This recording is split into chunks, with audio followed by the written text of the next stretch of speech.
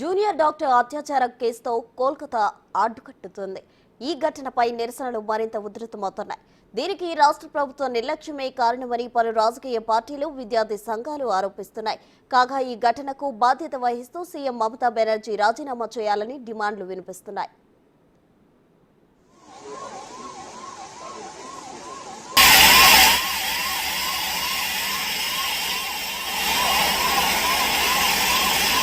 పశ్చిమ బెంగాల్ సీఎం మమతా బెనర్జీ రాజీనామా చేయాలంటూ విద్యార్థి సంఘాలు సెక్రటరియేట్ ముట్టడికి యత్నించాయి.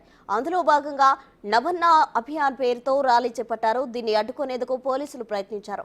దీంతో విద్యార్థులకు పోలీసులకు మధ్య పలు ఘర్షణలు చెలరేగాయి. మార్చిలో పాల్గొన్న ఆందోళనకారులు బారికేడ్లను బద్దలు కొట్టేందుకు ప్రయత్నించారు. పోలీసులపై రాళ్లు రువ్వారు. దీంతో పోలీసులు వారిపై బాష్పవాయువు ప్రయోగించారు. లాఠీచార్జ్ చేయడంతో పాటు గాల్లోకి కాల్పులు జరిపారు.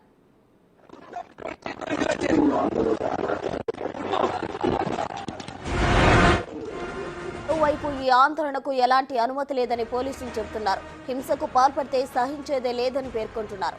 కాగా ఆందోళనకారులు రాళ్లు రువ్వడంతో పలువురు పోలీసులకు గాయాలయ్యాయి. పోలీసులు లాఠీచార్జ్ చేసినప్పటికీ, బాష్పవాయువు ప్రయోగించినప్పటికీ ఆందోళనకారులు వెనక్కి తగ్గలేదు. హౌరా బ్రిడ్జ్ దగ్గర బైఠాయించారు. లాఠీచార్జ్లో పలువురు విద్యార్థులకు గాయాలైనట్లు పేర్కొంటున్నారు. భారీ ఆందోళన నేపథ్యంలో సీఎం మమతా బెనర్జీ నివాసం వద్ద భారీగా బలగాలు మోహరించాయి.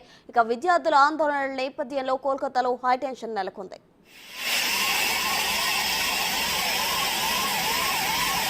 চেষ্টা করছি অনন্তকে সব মিলিয়ে